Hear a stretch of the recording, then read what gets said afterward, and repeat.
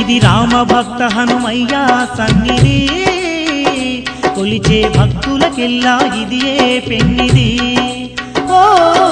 రామ భక్త హనుమయ్య సన్నిధి కొలిచే భక్తులకెల్లా ఇదియే పెన్నిది పవిత్రమైన క్షేత్రం ఆ పవన కుమారుని నిలయం పవిత్రమైన క్షేత్రం ఆ పవన కుమారుని నిలయం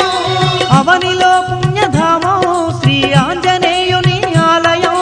అవనిలో పుణ్యధామం శ్రీ ఆంజనేయుని ఆలయం ఇది దీన జనులను ఆదరించే క్షేత్రం దివ్య సుందరుడైన మారుతి మందిరం